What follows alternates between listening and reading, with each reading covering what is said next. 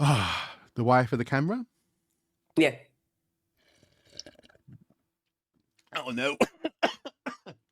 I tried to do a gross out slurp and breathed in, got it. Oh dear. Well, now we know what the cold open's going to be.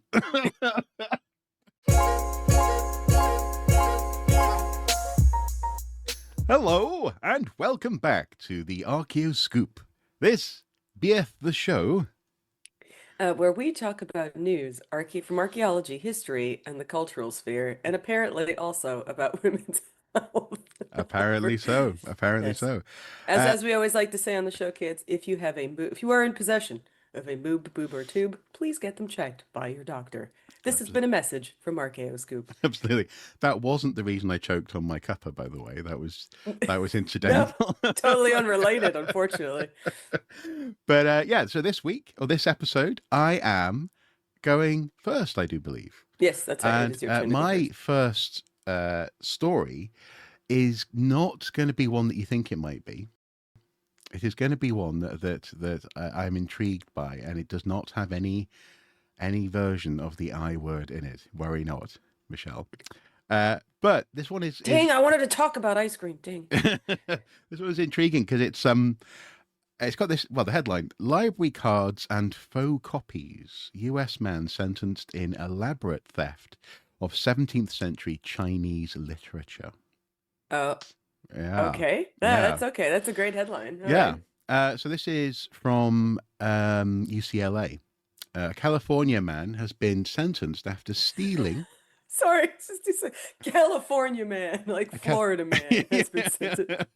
yeah, California man has been sentenced after stealing an ancient Chinese manuscript in an elaborate plot that included faux names on library cards and a host of equipment that prosecutors say he used to create forged copies. This is the story of Jeffrey Ying, 39, spelled Y-I-N-G. Y-I-N-G, Why I? was pled guilty has pled guilty to the theft of major artwork and was sentenced to time served, accounting for approximately 1 month in jail and 1 year of home confinement. Prosecutors say he rented pieces of ancient literature from the University of California, LA library and returned false duplicates. Oh, Yeah, they said that Ying would okay. travel to and from China within days of the thefts.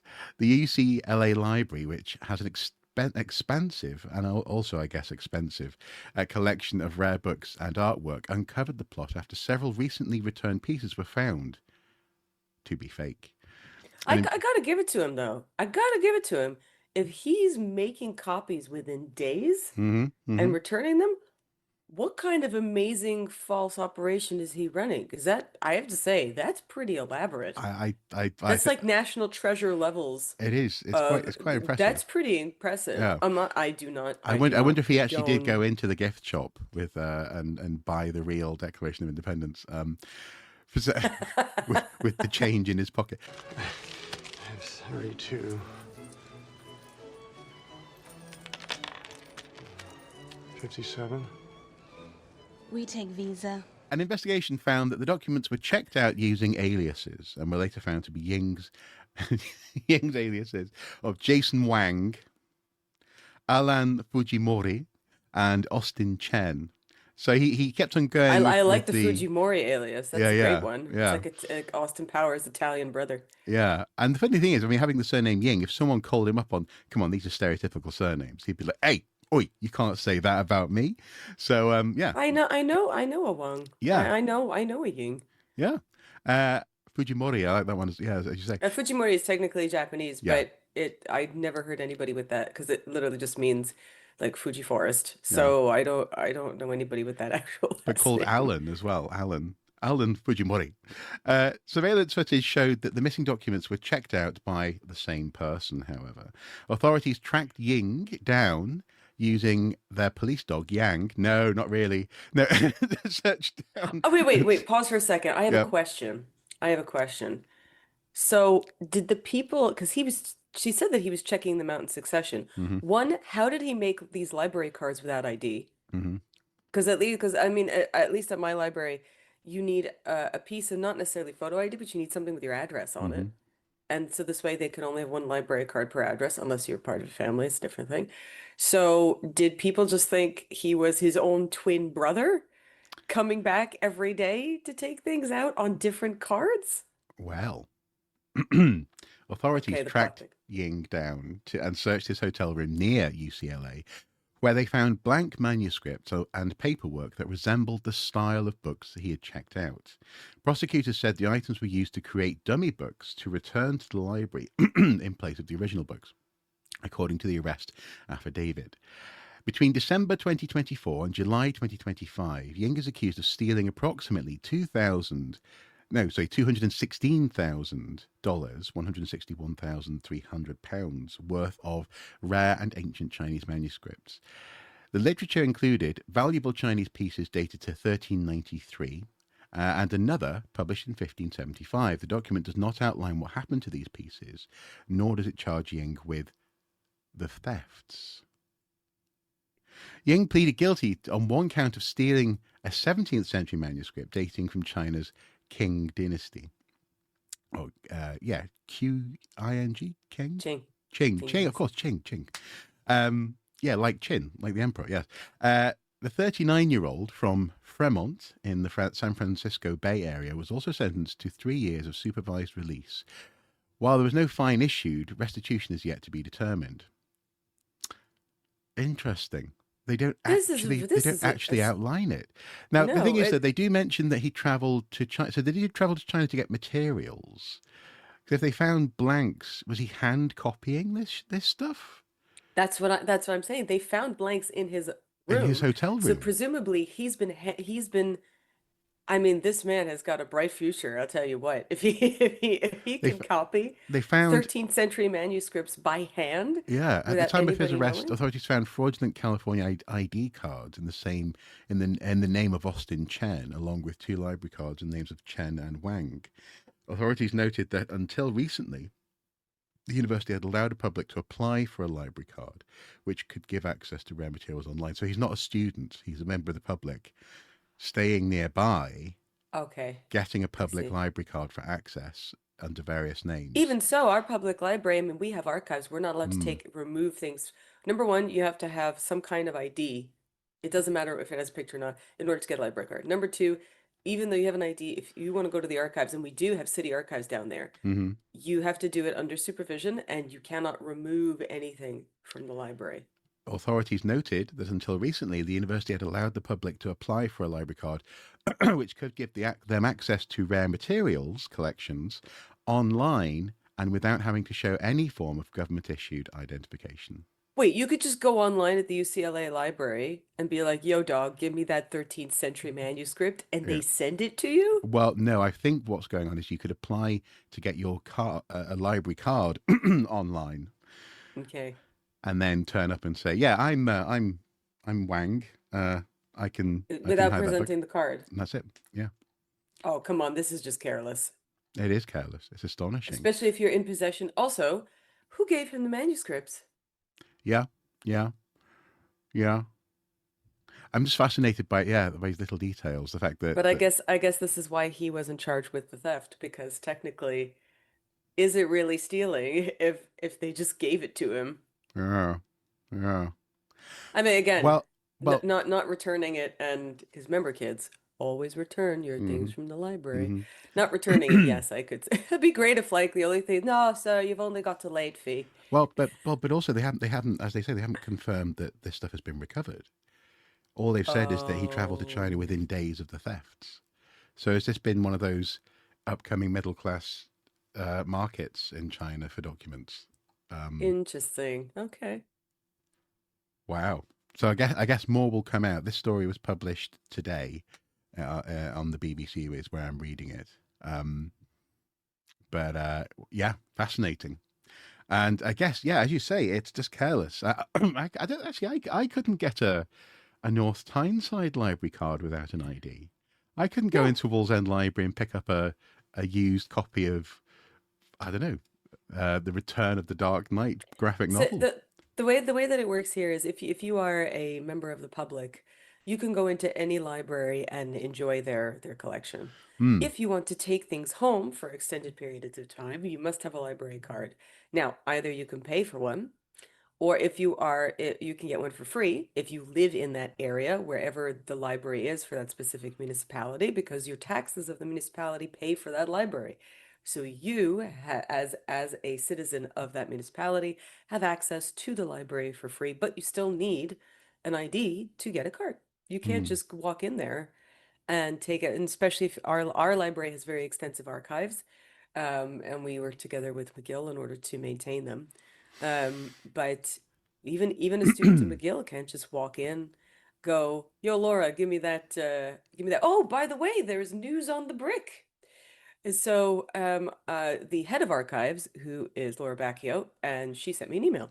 And so I sent Mark, because I know Mark loves a brick. He I loves a love a brick. brick. I love my brick.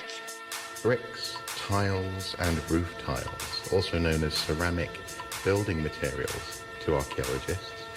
They're used above a certain latitude in the world because you can't rely on sun-baked bricks to resist the rain. Love my brick. He loves the brick. And so I had sent him a video where I had our park was made in the Victorian times.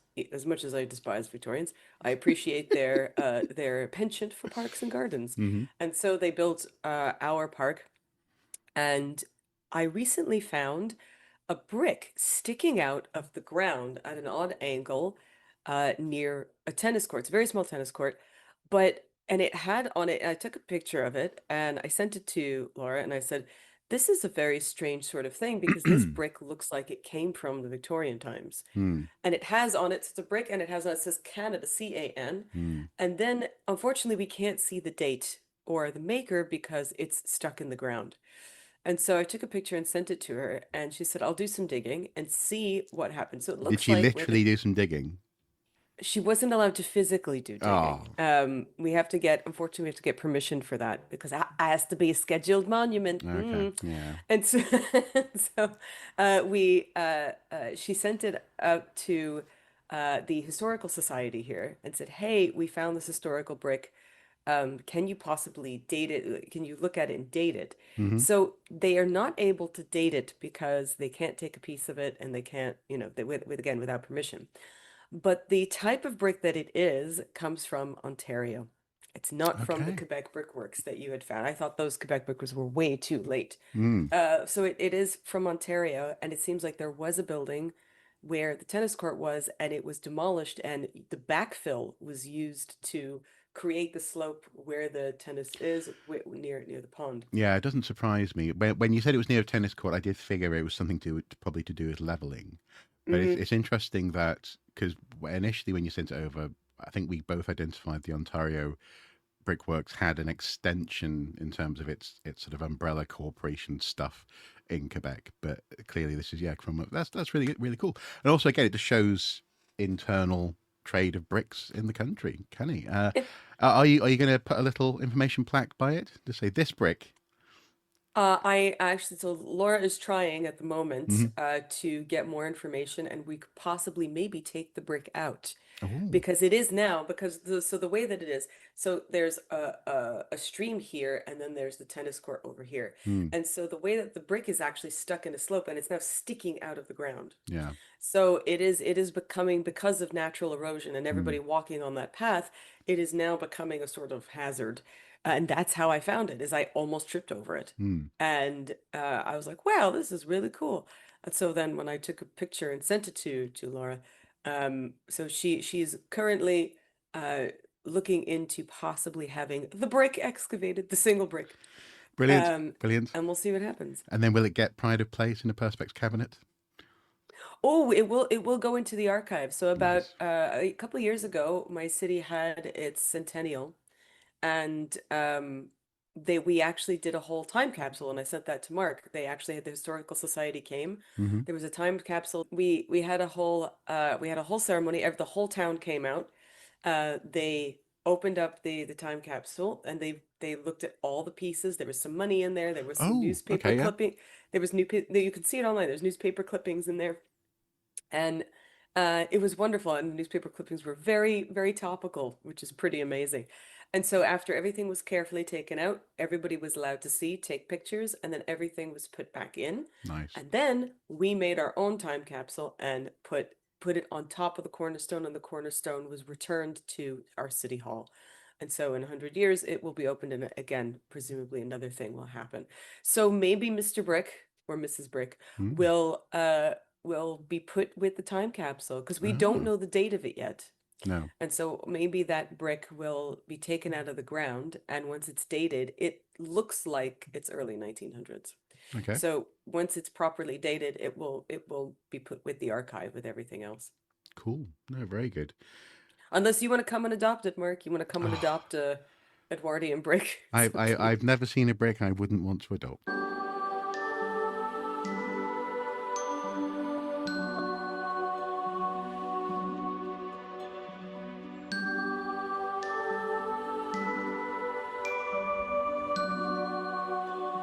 I have to say. I've never seen a brick I couldn't love. No, exactly. Yeah. Yeah, that's a brick only a mother could love. So what's your first story then of the week? Antarctica's first dinosaur bone was sat in a drawer for 40 years. Okay. This one is actually quite fresh. Hmm. It says a fossil that's been, because there's always there are dinosaur bone. Obviously, we don't do dinosaurs, but in general, but this is really important, and because you'll always hear people, oh, there are dinosaurs on every continent except. Well, Antarctica, presumably.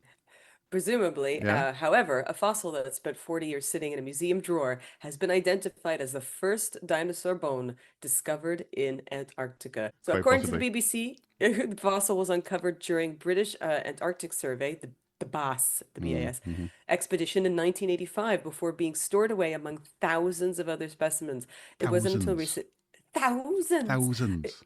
It wasn't until recently that scientists took another look and realized they were holding the first dinosaur bone ever discovered in Antarctica. It was Nice. originally found on James Ross Island, with the geologist who discovered it simply describing it as vertebra of large reptile, according to an accompanying note.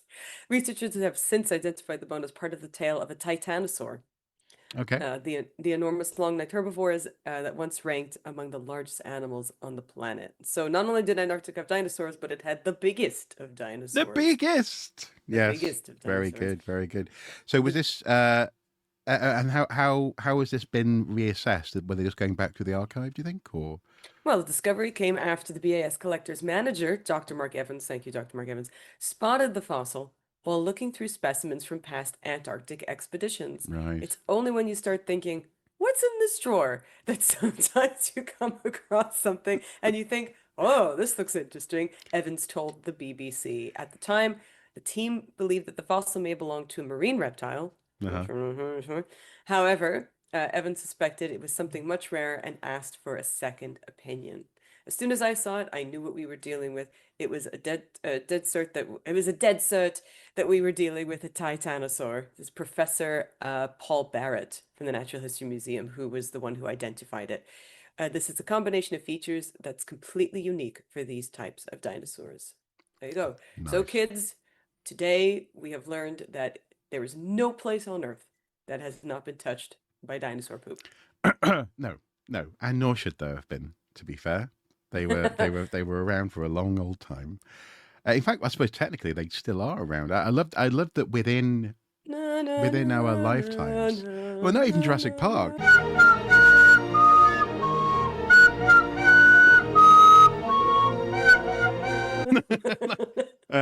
Welcome. No, I love that within our lifetimes, that debate has more or less been wrapped up. I remember when I was a kid, and therefore when you were a kid, that people would go, I wonder I was a if kid before you. you were a kid before me. I was Yeah, a kid before you. by like a year or so. No, I love the fact that the dinosaurs, no, so the birds at the time, people were sort of saying, oh, I wonder if birds are related to dinosaurs. I wonder if. But really, that gap has got shorter and shorter, smaller and smaller. Feathers turning up on fossils, bone structures of birds being directly analogous in terms of Same hollow sacs bones. and so on and so forth. Yeah, and now it's pretty uncontroversial to say, a chicken is a dinosaur. It just is. So it's fantastic. I love it. I love it. Yeah, Also, I mean, if you look at a shoe bill, that thing is definitely prehistoric. yeah, Holy yeah. crap. Wonderful, And the wonderful way that it bird. just stares you down, Yeah. like Elmo and Rocco. Yeah, yeah, yeah, yeah, yeah. Yeah, I've been here for millions of years. Oh yeah, he Yeah, looks like he's been here for millions. Him and yeah, like the cassowary, and you just go, yeah, sure, I believe you. Don't yeah, hurt me. yeah, yeah. And alligators just go. Ooh. So my second story of the episode is from Heritage Daily, and it is the story that I sent you a few days ago. Mm. And I figured you might figure I would include this of an ancient bladder stone surgery tool discovered Oh, in a Bulgarian Roman city. oh, I could feel the pain. Yeah, Ugh. yeah. It makes you just go. Yeah. Yeah, Oof. I yeah. could. Mark sent that to me, and when you see what this tool looked like, Mark will put it on the screen. When you see this tool look like, you go, Yeah. I don't want that in my But urethra. also, No, why is it no. wider in the middle? Like what? Why is it wider in the middle? Why does it have a screw turn on the end, please? Indeed, I sickos. mean, listen. Yeah. I mean, how does it grab the stone and pull it? Oh, Archaeologists excavating at the ancient city of Herculia Sintica in southwestern Bulgaria have uncovered an exceptionally rare Roman-era surgical instrument used to remove bladder stones. A discovery experts say is among the most significant of its kind ever made. The bronze so how do we instrument, know it's for bladder stones?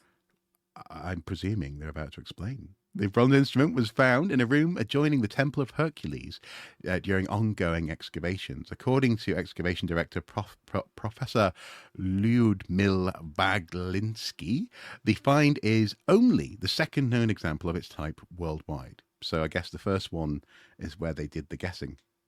The only other recorded example was discovered in Italy. The instrument, known as a lithokos, performed, and I suppose lith, stone, yeah, performed Mm-hmm. part of a specialized surgical kit used by physicians to perform a lithotomy, the delicate and often dangerous operation to remove bladder stones. The instrument is an extremely rare find, not only in Bulgaria but also worldwide, the professor said. From available scientific literature, only one other discovery is known, and that was in Italy. Although the curved ends of the double hook instrument are missing, so it was even worse. It was even worse. Archaeologists found its decorated bronze handle and a series of embossed rings, and they remain in Why would great you embalm? condition. Why would you decorate that? Yeah, exactly. I'm gonna gutter your urethra. Doesn't this look pretty? No. Indeed, the doctor's like, ribbed for my pleasure. Um, ancient doctors used many surgical tools like scalpels, needles, curettes, and spoons.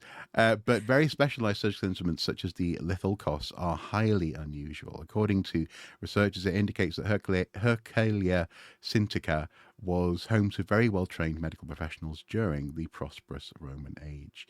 The find dates to the 3rd century, and according to the professor, this was a time when the Roman Empire was experiencing dramatic and significant economic growth. Ancient writers, including Pliny the Elder, described bladder stones as one of the more painful medical conditions. Fair.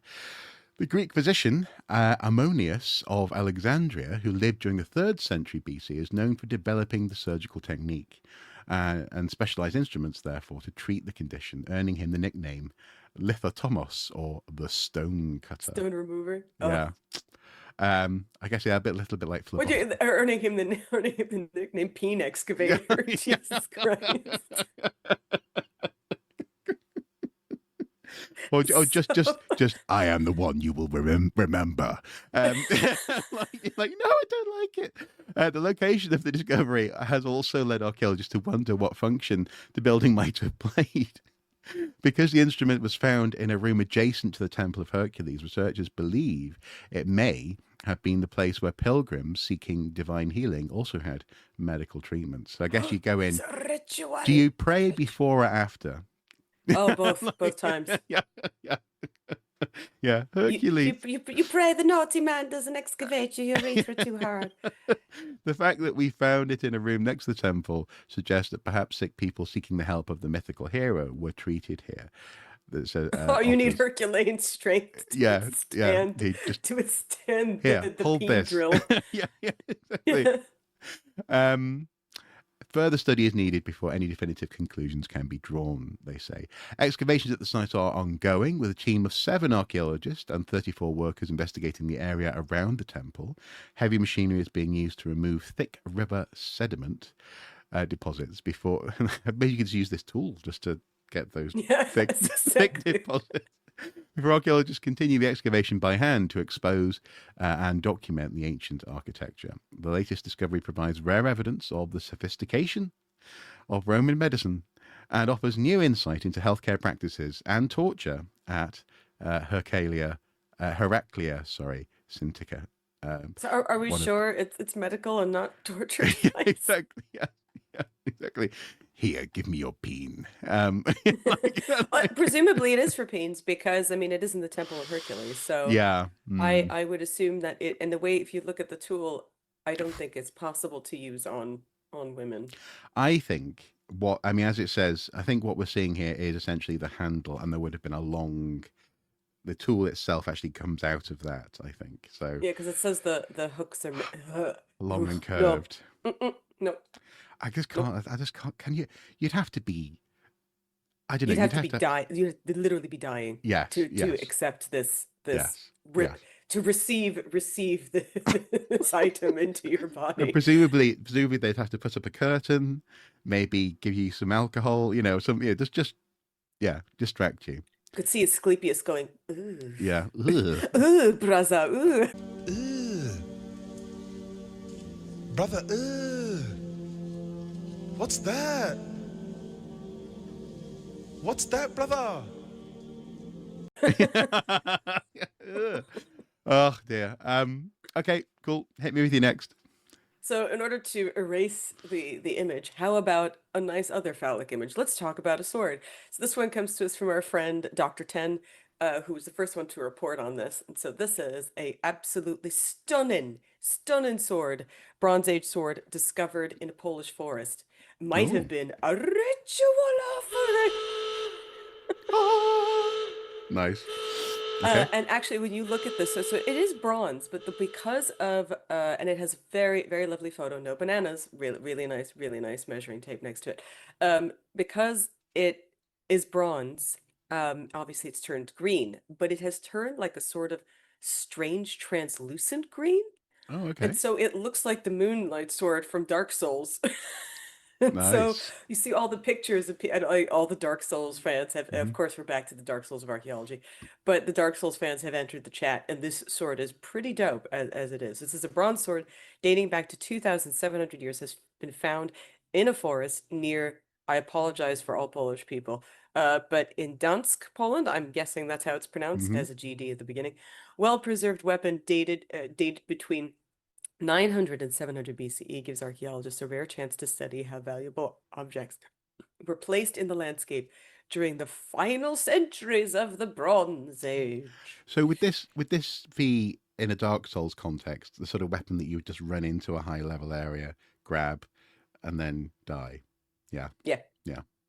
Yeah, Okay. exactly. That's what I did for Dark Souls 1. That's what many people do. Or the thing is that this, although because it looks like the moonlit sword, you'd have to probably run into an area that's high level, but one that's optional. Beat Okay. an optional boss. Yeah. And then now you have this giant blue sword and translucent sword, and you're just gonna mow down everybody with it. That's exactly how it goes. Yeah. And the sword came to light during a legal metal detecting survey Okay. in the Forest District. Experienced detectorist Marcin Wyszynski, sorry if I pronounced that incorrectly in Polish pronunciation, spotted the object standing upright in sandy soil. It was literally standing upright. And I mean, you tell me off for picking up things. But like that's Well, okay, that's Mr. a Pavement fairy Treasures, trap. picking up random rusty nails going, ooh, I might need that, and then you just keep that for later. I This don't. man I don't have think you of rusty found a nails. sword standing up? No. Have you proclaimed yourself King Arthur? No. No, no. That seems like a fairy trap. Yeah. Yeah, this definitely does. It was Yeah. literally standing upright in sandy soil. Yeah. That is mental. Instead of removing the weapon, he realized the site might contain important archaeological evidence. He marked and protected the location and then reported the find to heritage authorities. I'm looking for it. Thank you, Marcin, very Yes. much for doing it the correct way. We Very good. appreciate you. Very good. Archaeologists later excavated the area using standard field methods. They carefully recorded the sword's exact position before lifting it from the ground. And However, leaving someone's firstborn as an offering, obviously, for the fairies. Yeah. they didn't report who it was, so we'll never know who No. King Arthur is. No other artifacts were found nearby, which is very Oh. curious. So it might have been looted from another place and then dropped, or it might have been in the middle of transport and then lost. Hmm. We don't know. Although Or a researchers huge say magpie had it, perhaps, and was flying over. or Mark came from North Tyneside Yeah. Yeah. and went, "Oh, I'm going to trade this for me nail," and then the train put it in the ground. And then fell through a fairy portal back to Wallsend. I was like, bugger. Yeah. But interestingly, what does the upright position tell us, Mark? I don't know, actually, in this context. So, in the upright position suggests that the sword was deliberately put there, Oh, okay, right, yes. Yes, rather okay. than being accidentally lost. Because if it were lost, it would. On So, its meaning side somebody or- must have either found it and put it in there or Hmm. something. But yeah, it was standing upright, so it has to be put in there, unless it's King Arthur. Yeah, or I mean, I suppose that there is if they're talking about someone in antiquity placing it there, there's a possibility that it could possibly be in a sack or something and fall straight out of it into the ground. You can imagine that as well. Although Or the it'd be sack extra- eroding away. Yes, yeah. But I'm just thinking, in terms of someone just sort of passing by and it just goes, "Sp-" and then they go, "Oh no, my magic sword!" Yeah, that would that would work. But yeah, okay, interesting. The sword measures about 60 centimeters in length. Americans, deal with yourselves. They belong to the It's about 9 inches. tang-hilted type. Sorry, my apologies. 24 inches. Sorry. Yeah, Yeah, exactly. It's 6 inches, I promise. Yeah. It's narrow metal dang once held up a grip made from wood, bone, or antler materials that have long since decayed, unfortunately. The green patina covers a bronze blade, helping preserve its decorative grooves, engraved arcs, and short crosswise lines. These features match swords produced during the 4th and 5th periods of the Bronze Age, though conservation work will confirm its exact type. Nice. That's very cool. And also, Love a again, sword. fantastic. Love a sword. Love a Yeah. sword. Love a sword. But also, well done on the guy for reporting it. I do believe that Poland actually has some fairly interesting, as of a few years ago, metal detecting laws and rules. And this guy absolutely lived up to doing it by the book. So yeah. In fact, according to the metal detecting community website detecthistory.com, the Polish regime is classed as red, totally prohibited. They describe it on the website as specifically the situation that Poland has recently redesigned their laws. No detecting is allowed in Poland, even on your own private property. Any kind of detecting is only possible under permission by archaeology institutes, and the permission is really hard to get.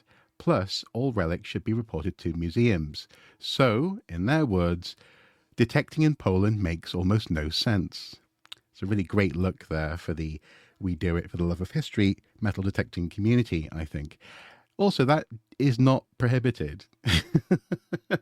Any kind of detecting is possible, not only possible, but is possible under permission by archaeology institutes, and permission is really hard to get. So you can get permission, it's not prohibited, and for some reason, detecthistory.com has an interesting view of their hobby, or might that be the point?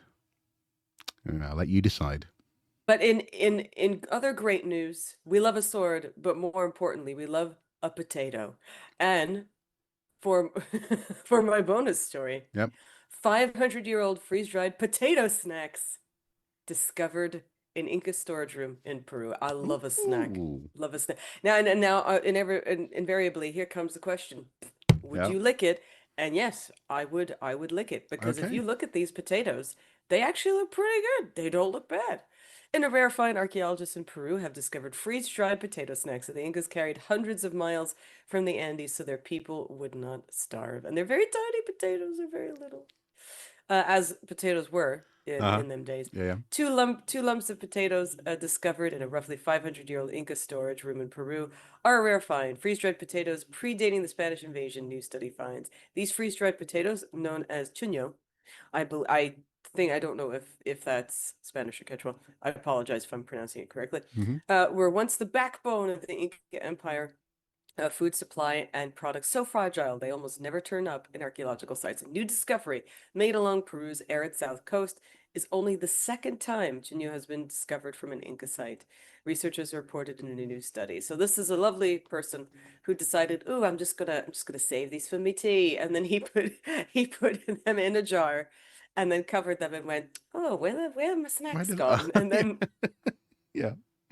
concrete evidence that the empire directed one of its most important food sources hundreds of miles from the Andes down to the Pacific Ocean.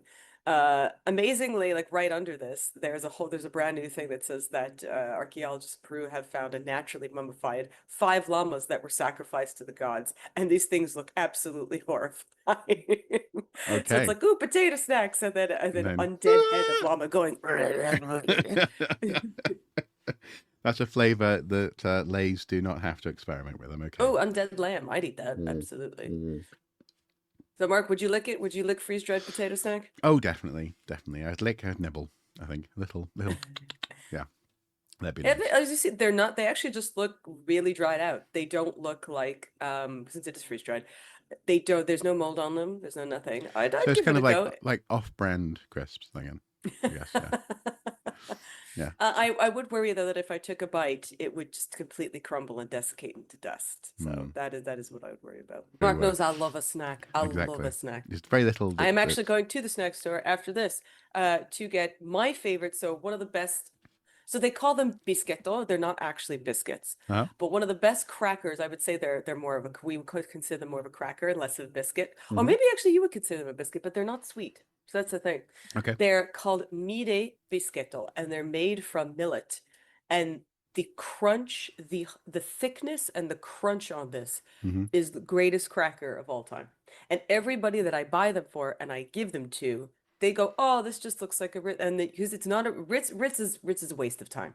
Ritz is you bite into that and you go, "Where's the substance? Where's the?" Well, I've always thought that Ritz are kind of like, in that sense, the Pringles of crackers, because Pringles are nice and Yes, they're nice in general, but they're but also they're way too primarily thin. they're about the flavor in that sense. Yes. That's what brings you back to They them. are a vehicle of the flavor. You're not there for the crisp No, and the and crunch. Ritz To I get think are similar. They have a flavor Yes. that's a bit moreish, I think. Yeah. right there, but so these mire biscuito are more like hardtack, Mhm. and the it's so hard, but the crunch off it again is like a buckshot going off in your ear. It's absolutely amazing.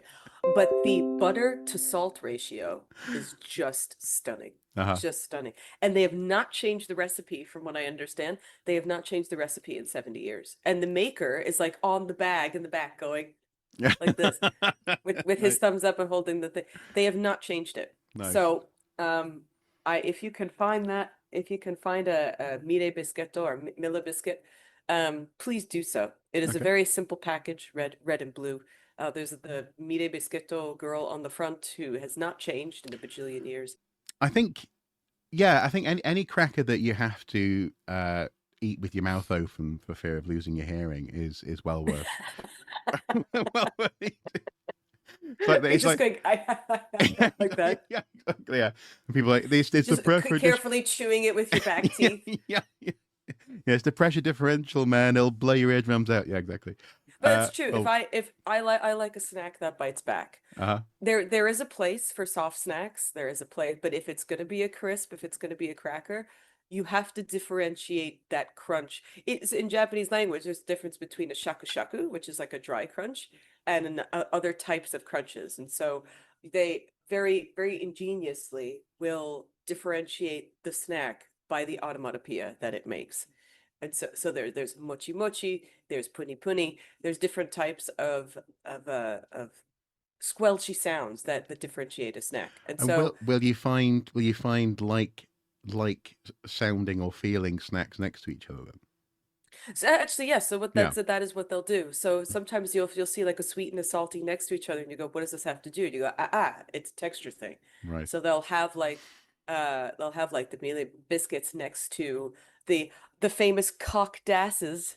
Have you ever seen these, Mark? No. So they're along the sha type of but they have the shaku shaku texture, but they're Mhm. sweet. They're essentially very hard cat's tongue Okay. uh, cookies, Yeah. but they have a filling inside, usually a cream, but it's the shaku shaku sensation. That's why they're next to each other on the shelf. So you are right in that aspect. But if you ever Right. seen a box of cock dasses, which is would you like matcha cock dasses, chocolate cock dasses, vanilla cock dasses? That is exactly how it's spelled. You that is Okay. yes. Yeah. With cream inside, you say. With all types of cream inside. Okay. Wow. Well, folks, as I say, this slight digression into Snacktown, I think, is something that we'd be happy to repeat. Going down to Snack Town. Snacktown. Exactly. Yeah. Thank you so much for watching, everyone. That has been an Archeo Scoop.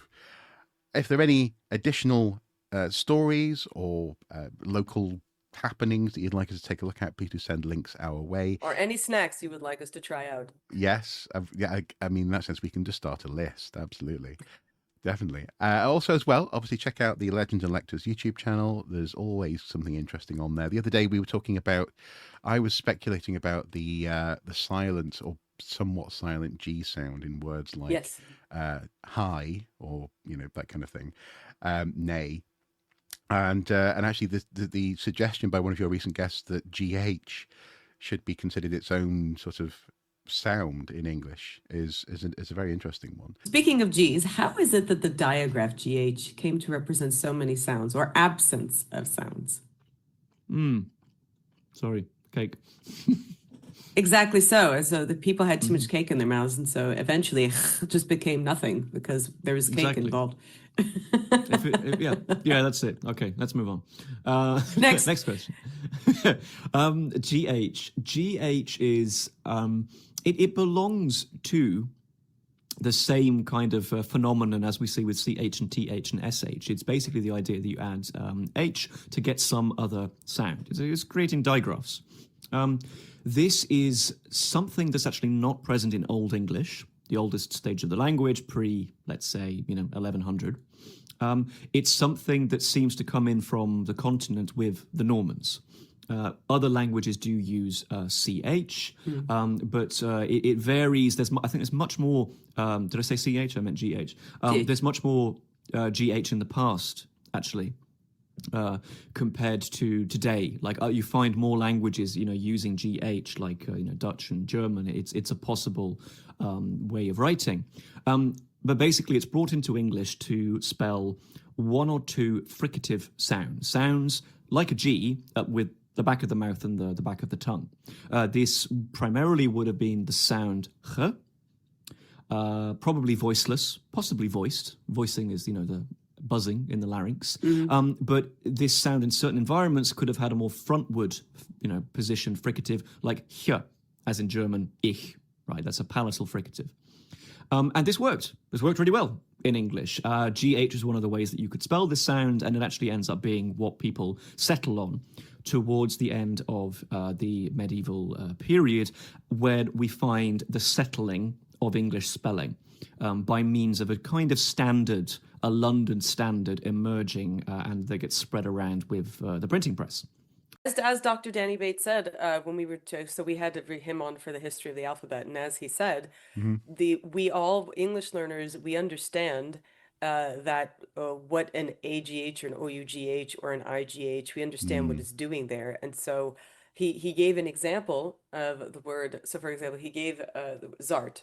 So if you say that as Zart as a British in a more British accent, how would you spell it? Well, we all would say maybe like Z-A-R-T or Hmm. something Hmm. like that. But if you said Zot, immediately we think, okay, Z-A-U-G-H-T, right? Mm, Because you mm, wouldn't spell it Z-O-T or no. Z-O-T. You wouldn't spell it Z-A-T, right? You wouldn't. Mm. There Well, is a at least you specific. ought not to. And so what he gave that exact Hmm. example. How would you spell ought without the without the UGH? Yeah. You can't, No. because it has a sound differential that we Mm. all have agreed on, and Yeah. that makes sense to us, right? Mm. And so that's what that is. Whereas if you had tried to spell ought without the GH, how would you spell it? Well, you couldn't do it properly. No. No, You you'd could have get you'd you could have to get spell it like close, but it AUT wouldn't. or something. Yeah, Yeah. exactly. Or Because if you take out the GH, you have URT. out. Yeah. Yeah. Or if Exactly. you just write OT, you have ought, you have oat or ought. Odd. Well, Yeah. it doesn't have the same sound. Now, So now, is that we end. something that you could change with is it diacritics with the marks? Diacritics, yeah. Yeah, in addition to the vowel. So We'd have to set OT. you up on top of an A, Mark. Yeah, exactly, exactly. So you could you could Have you leaning this way and then have you leaning that way. you could presumably change you could make ought out of OT with the right additional marking, but Yeah, that's I mean, we could yeah. do it. You could use the phonetic alphabet. You could use Mm, IPA if you really wanted to. mm, So this way you could show all kinds of sounds and the schwas and all that and that kind of thing. But um, yeah, the conversation is amazing. He has a brand new book which I highly recommend to everybody. One of the best books I've read in a very long time, called Why Q Needs You, and yeah, exactly why it needs all of us. mhm. And he does go into he does have a I do peg him a bit because he does go on a rant about how much we don't need Q, and why Q is essentially still in the our alphabet, because Q needs you and you Yeah. needs Q. Mm, That's it. That's the only thing it's there for. Where we could make that same sound by using a KW if we wanted to, mm. but Q needs you, and that's why it's still there. So, but the book is all about the history of the alphabet, and it's highly readable, as many people say. But it's not an academic text, but it actually goes through archaeological artifacts and how our alphabet was made and why our alphabet is in a certain order. Very, very, very interesting, and I recommend it to everybody. It's very affordable, Hmm. $25 online, and it is probably one of the best nonfiction books, certainly of the year, I do Okay. say. Okay. Well, there you go, folks. Check it out. I'll link to that particular episode below, but well worth a look.